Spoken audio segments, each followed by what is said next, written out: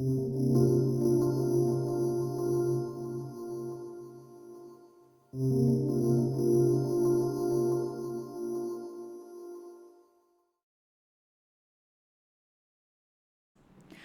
pessoal e bem-vindos à terceira e última parte do nosso webinar sobre análise de tensões pelo método dos elementos finitos. Eu sou Kira e esse é o canal Tresca Engenharia e Integridade.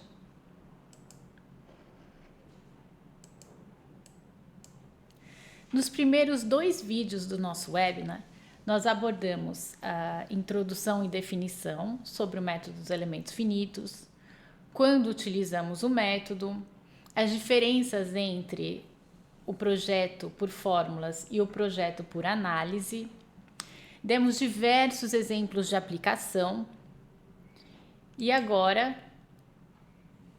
nesse vídeo, nós vamos abordar a avaliação dos resultados conforme as normas ASME e API 579.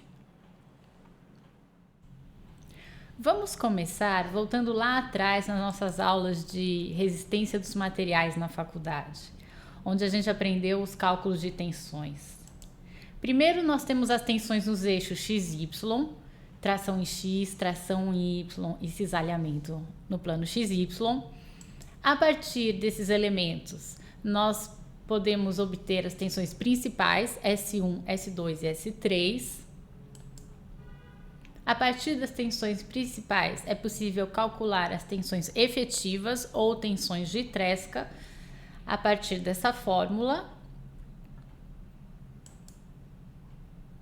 E podemos também, a partir das tensões principais, calcular as tensões equivalentes ou tensões de von Mises com uma forma um pouco mais complexa do que a de Tresca, conforme a gente pode ver aqui no slide.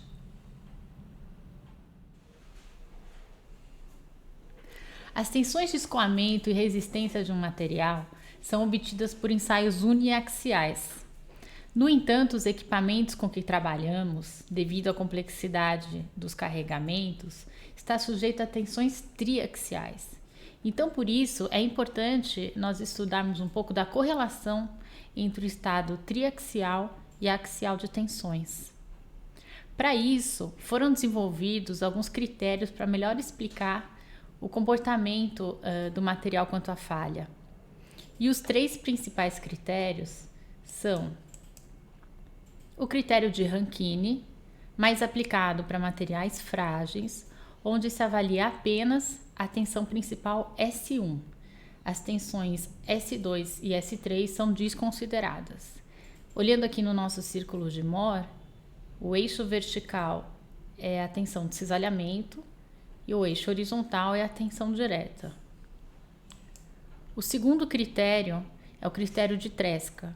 No critério de Tresca, a tensão principal S2 é desconsiderada e a tensão limite avaliada seria a diferença entre S1 e S3. O terceiro critério é da tensão equivalente ou tensão de von Mises. Esse critério já leva em consideração todas as 3 tensões principais, segundo a forma que a gente está vendo por aqui. Até a edição 2007 do Código ASME, as tensões avaliadas no equipamento para a análise de tensões por elementos finitos eram as tensões de Tresca.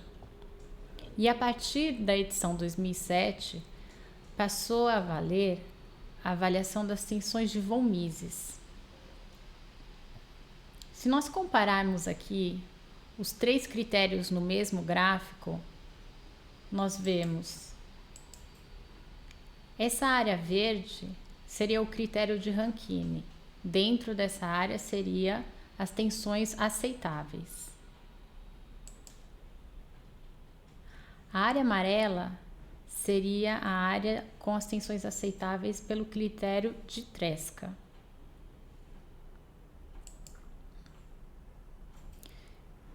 E a área azul seriam as tensões aceitáveis pelo critério de von Mises.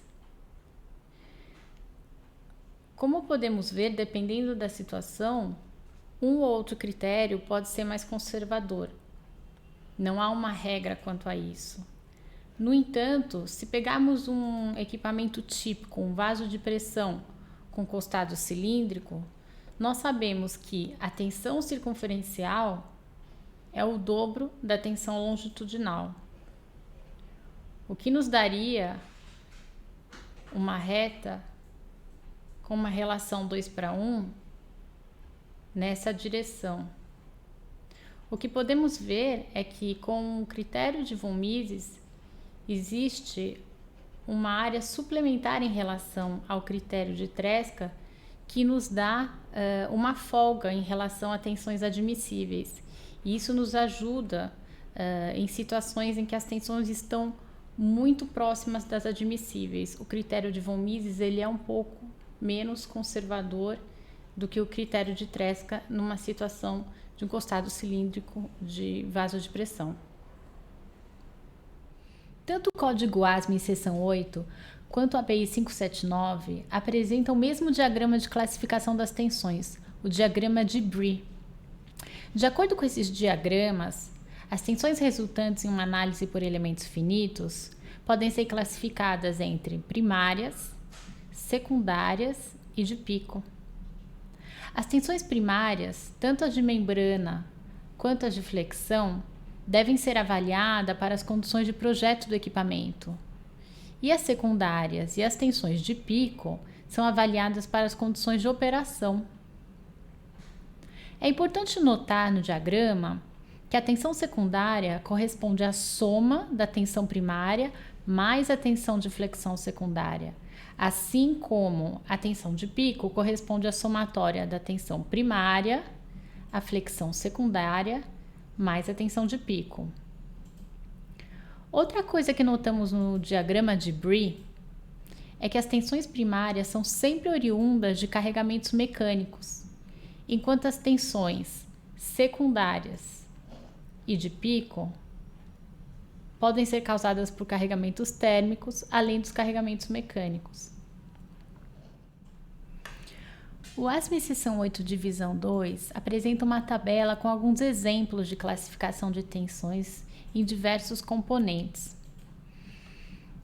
No costado cilíndrico, por exemplo, as tensões gerais longe das descontinuidades geométricas são classificadas como primárias de membrana.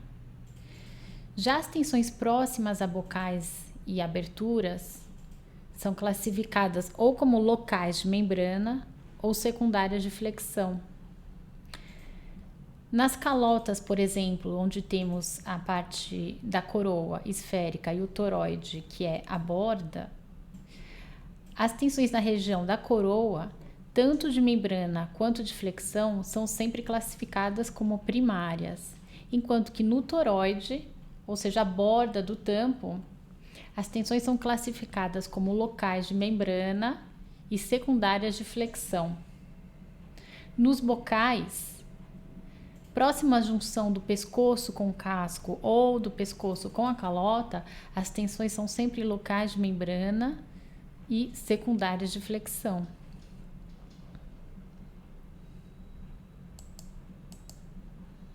Aqui temos alguns exemplos desses componentes.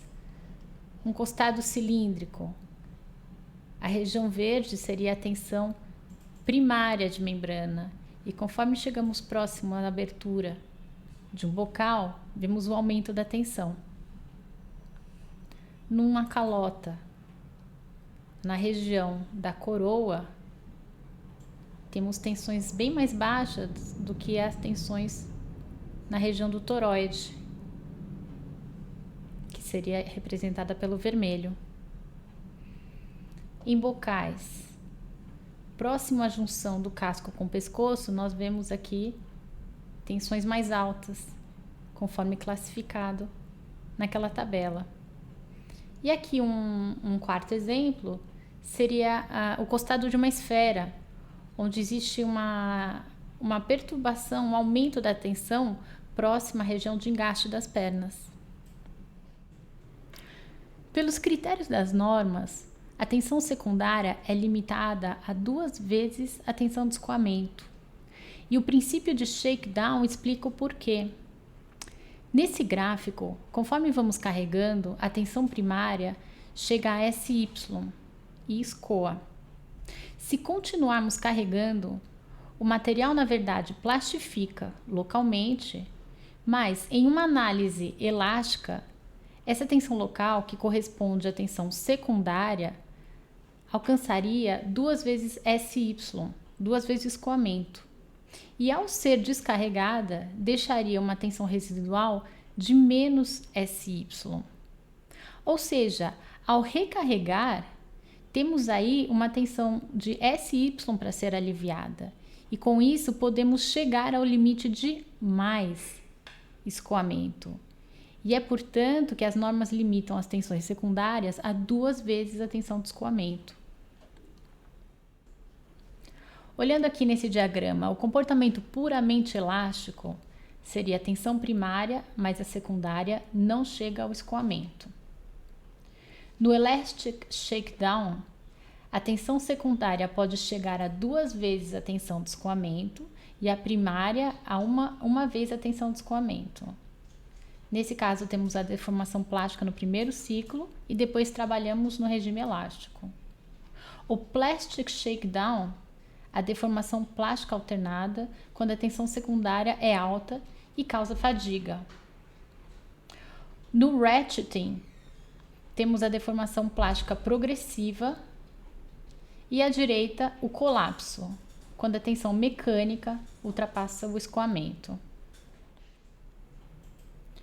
Agora que já conversamos bastante sobre a avaliação de tensões numa análise por elementos finitos, vamos ver como as normas tratam a instabilidade elástica ou flambagem. A flambagem ocorre quando há pressão externa ou vácuo, quando há carregamento de vento e carregamento de peso. A avaliação da flambagem no ASME, seção 8, divisão 2, está no parágrafo 5.4. Nesse parágrafo diz que o fator de flambagem, ou o fator que multiplica a carga de projeto até o limite da instabilidade, deve ser maior que o coeficiente de segurança dado por essa fórmula. E esse fator muda de acordo com o tipo de flambagem e a geometria do componente. No API 579, existe o parágrafo 2D.4, que também fala sobre a proteção contra colapso por flambagem, e nesse parágrafo ele chama o critério do parágrafo 5.4 do Código ASME, seção 8, divisão 2, conforme destacado aqui em amarelo. Então, olhando aqui a nossa fórmula do ASME, né, do fator de segurança para flambagem φ igual a 2 sobre beta crítico, nós temos no caso A, flambagem longitudinal em cilindros e cones sujeitos à compressão axial, ou seja, o peso próprio, encostados com rasgo ou aberturas, o peso de um teto, né? O beta crítico ele vai de 0,207 até a fórmula abaixo para diferentes relações entre diâmetro e espessura. Isso daria um coeficiente de segurança máximo de 9,66. O que isso quer dizer? Que o código ele só vai aprovar um equipamento sob flambagem se ele aguenta 9,66 vezes a carga crítica para flambagem.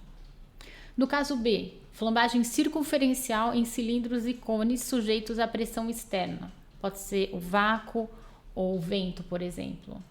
O beta crítico é de 0,8 conforme o código. Isso nos dá um fator de segurança de 2,5. Ou seja, o equipamento tem que estar suportando 2,5 vezes a carga crítica de flambagem para ser aprovada pelo código ASME. E no caso mais crítico, que seria flambagem em esferas, tampos torisféricos ou elípticos sujeitos à pressão externa, o coeficiente de segurança é de 16. Se pegarmos esse beta crítico de 0,124, nos dá um φ de 16, ou seja, no caso dessas geometrias, o código exige uma carga 16 vezes maior que ele tenha que suportar do que a carga crítica de flambagem. Aqui nós vemos alguns exemplos de equipamentos modelados por elementos finitos e analisados para flambagem. Nessa primeira tela nós temos a flambagem circunferencial em um cilindro, diversos modos diferentes de flambagem, né? Existem vários modos de flambagem no mesmo equipamento.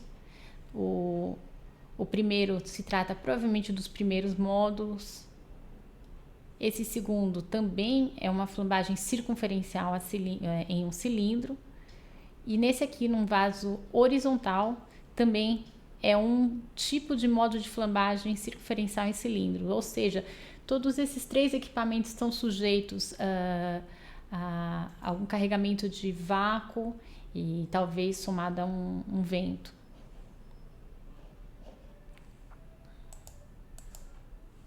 Aqui na tela nós temos alguns exemplos agora de flambagem longitudinal em cilindro, ou seja, cilindros e cones, né, sujeitos a carregamentos axiais.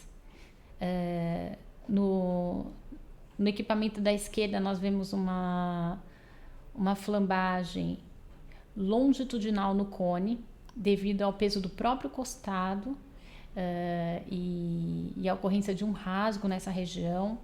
Na figura do meio, trata-se de um tanque com uma abertura e a flambagem ocorre devido ao peso do costado.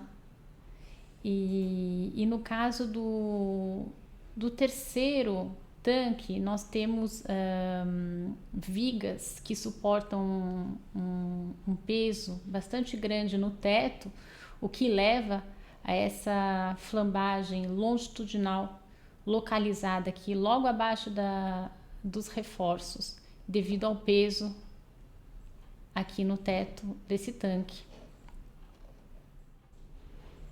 E nesse terceiro exemplo de flambagem, trata-se de uma esfera de pressão muito baixa e, portanto, espessura pequena. O que ocorreu é que o peso do costado, o peso próprio, acabou sendo mais importante que o próprio carregamento de pressão interna. E esse peso causou a flambagem do costado na região de engaste das pernas, justamente por essa espessura ser um pouco menor. E por aqui terminamos o nosso webinar sobre análise de tensões por elementos finitos. Espero que tenham gostado. Eu sou Kira, esse é o canal Tresca Engenharia e Integridade e até a próxima!